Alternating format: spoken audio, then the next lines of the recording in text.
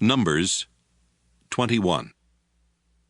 The Canaanite king of Arad lived in the southern desert of Canaan, and when he heard that the Israelites were on their way to the village of Atharim, he attacked and took some of them hostage.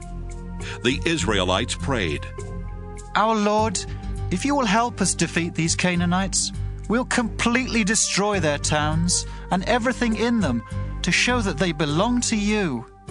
The Lord answered their prayer and helped them wipe out the Canaanite army and completely destroy their towns. That's why one of the towns is named Hormah, which means destroyed place.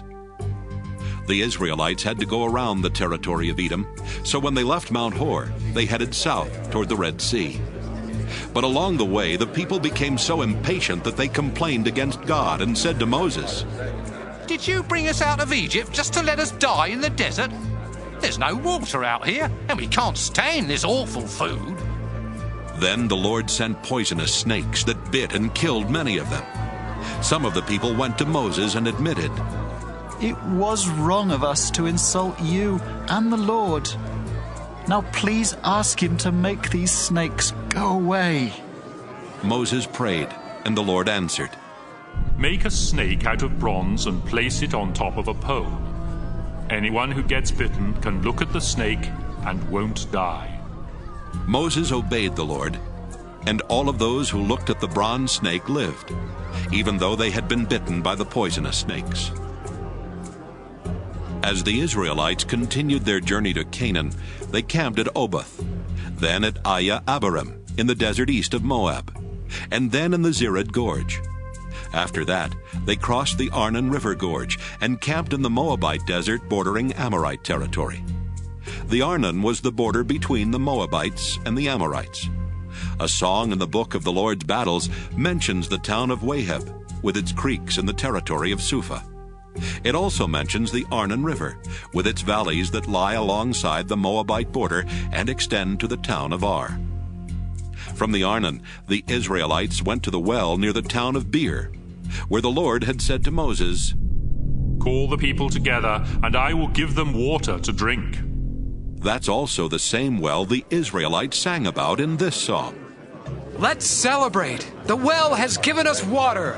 With their royal scepters, our leaders pointed out where to dig the well." The Israelites left the desert and camped near the town of Mattanah, then at Nahaliel, and then at Bamoth. Finally, they reached the Moabite territory, where they camped near Mount Pisgah in a valley overlooking the desert north of the Dead Sea. The Israelites sent this message to King Sihon of the Amorites. "Please let us pass through your territory. We promise to stay away from your fields and vineyards, and we won't drink any water from your wells. As long as we're in your land, we won't get off the main road." But Sihon refused to let Israel travel through his land. Instead, he called together his entire army and marched into the desert to attack Israel near the town of Jahaz. Israel defeated them and took over the Amorite territory from the Arnon River Gorge in the south to the Jabbok River Gorge in the north. Beyond the Jabbok was the territory of the Ammonites, who were much stronger than Israel. The Israelites settled in the Amorite towns, including the capital city of Heshbon, with its surrounding villages.